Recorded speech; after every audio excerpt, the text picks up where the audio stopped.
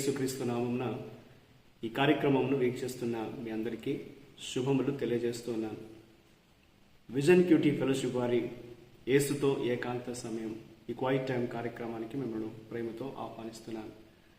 యెషయా గ్రంథాన్ని మనం ధ్యానం చేస్తున్నాం. ఈరోజు మన ధ్యానం నిమిత్తమై ఏర్పాటు చేయడం లేఖన భాగము యెషయా గ్రంథము 10వ అధ్యాయము 5వ వచనం నుండి 19వ వచనం వరకు. ముందుగా ఈ భాగంలో మనం 5వ వచనము 6వ వచనము అలాగే 12వ వచనాన్ని చదువుకుందాం. అష్షూరీయులకు శ్రమ, వారు నా కోపమునకు సాధనమైన దండం. నా దుడ్డుకర్ర, నా ఉగ్రత వారి చేతిలో ఉన్నది. భక్తిహీనులకు జనముల మీదికి నేను వారిని పంపెదను. దోపుడు సొమ్ము దోచుకొనుటకును, కొల్లపెట్టుటకును, వీధులను త్రొక్కించుటకును, నా ఉగ్రతకు పాత్రులకు జనులను గూర్చి వారికి ఆజ్ఞాపించెదను. 12వ వచనం. కావున సియోను కొండ మీదను యెరూషలేము మీదను ప్రభు తన కార్యమంతయు నెరవేర్చిన తర్వాత నేను అష్షూరు రాజు యొక్క హృదయ గర్వం వలని ఫలమును బట్టి అతని కన్నుల అహంకారపు చూపులను బట్టి అతన్ని శిక్షింతును. ఈనాటి లేఖన భాగం ఆధారంగా మనం ఏర్పాటు చేసుకున్న అంశం ఏదనగా తీర్పు సాధనము, ఇన్స్ట్రుమెంట్ ఆఫ్ జడ్జ్మెంట్.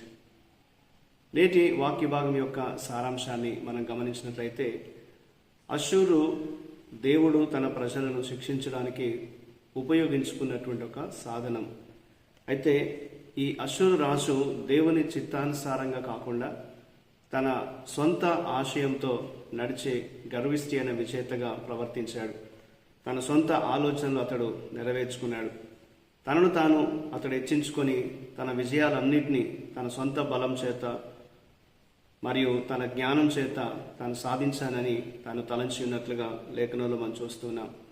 దేవుడు అటువంటి అహంకారాన్ని గద్దించి యూదాను తీర్పు తీర్చడానికి అష్షూరును ఉపయోగించుకున్న తర్వాత తానే అష్షూరులకు తీర్పు తీరుస్తానని ప్రకటించినట్లుగా ఈనాటి లేఖన భాగము తెలియజేస్తుంది. ప్రభు తానే వారిని పడగొట్టి బలహీనపరిచి వారిని నాశనానికి గురి చేస్తాడనేది ఈ వాక్యంలో మనం చూడగలుగుతున్నాం. ఇందులో దేవుడు ఏమై ఉన్నాడు అని మనం గమనించినట్లయితే 17వ వచనంలో దేవుడు తన ప్రజలకు ప్రకాశవంతమైన వెలుగుగాను తన శత్రువులకు నాశనం చేసే అగ్నిగాను ఉన్నాడు.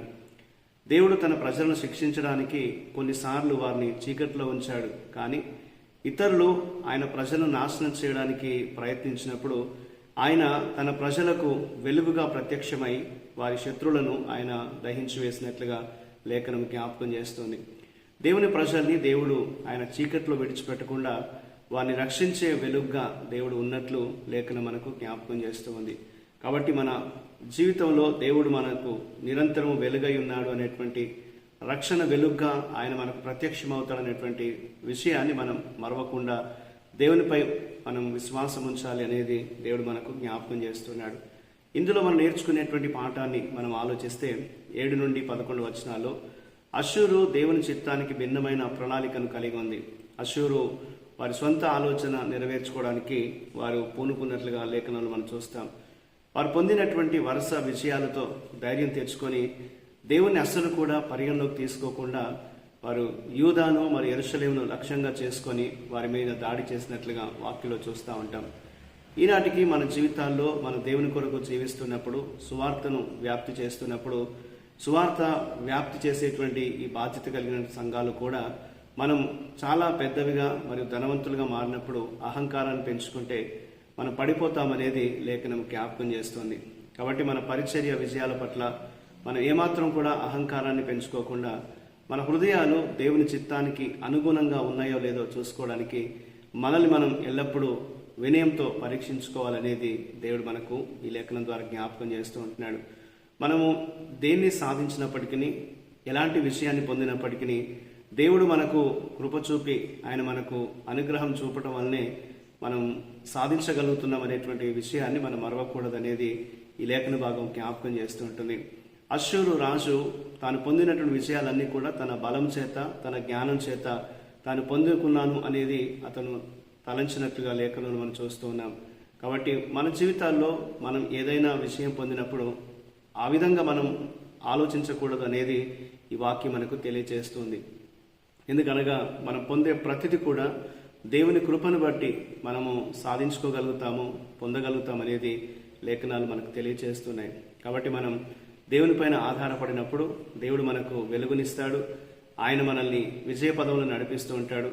మనం వినయంతో ఆయన ఎదుట తగ్గించుకున్నప్పుడు దేవుడు మనల్ని ఘనపరుస్తాడనేది లేఖనం మనకు జ్ఞాపకం చేస్తూ ఉంటుంది. కాబట్టి మన అనుదిన జీవితంలో తగ్గించుకొని దేవుని కృప పైన ఆధారపడి దేవుడిచ్చేటువంటి విషయాలను బట్టి ప్రభువును స్తుతిస్తూ ఆయన మార్గంలో మనం సాగిపోవాలనేది దేవుడు మనకు ఈ లేఖన భాగం ద్వారా జ్ఞాపకం చేస్తున్నాడు. ఆ రీతిగా మన జీవితాన్ని నడిపించుకున్నట్లు దేవుడు మనకు సహాయం చేసే విధంగా దేవుని మనం ప్రార్థన చేద్దాం. మా ప్రియ పరలోకపు దేవ, మీకు వందనాలు. మాలో ఉన్నటువంటి అహంకారాన్ని విడిచిపెట్టి సర్వోన్నతుడవు, సర్వశక్తివంతుడైన ప్రభా మీపైన మేము ఆధారపడినట్లు సహాయం చేయండి. మిమ్మల్ని గుర్తించి జీవించేటువంటి సహాయం మాకు దయచేయమని, మీ చిత్తాన్ని బట్టి మమ్మల్ని నడిపించమని, మీ సాక్షులుగా మమ్మల్ని జీవింపచేయమని, మా జీవితాల్లో ప్రతిదినం మీరే మాకు రక్షణ వెలుగుగా ఉండి నడిపించమని మీ చేతులకు అప్పగించుకుంటూ యేసుక్రీస్తు నామమున ప్రార్థిస్తున్నాను తండ్రి. ఆమేన్. ప్రియులారా, మీరు సమయం తీసుకొని ఈ యొక్క వాక్య ధ్యానాన్ని విన్నందుకు మీ అందరికీ ప్రత్యేకమైన వందనాలు తెలియజేస్తున్నాను. ప్రతిరోజు మీకు అందించబడుతున్న ఈ అనుదిన ధ్యానాలు, డైలీ రిఫ్లెక్షన్స్ మీకు మేలుకరంగా ఉన్నట్లయితే మీ యొక్క అనుభవాల్ని మాతో పంచుకోవాలని కోరుతున్నాను. దేవుని కృప మనకు ఎల్లప్పుడూ తోడై ఉండి కాపాడును గాక. ఆమేన్.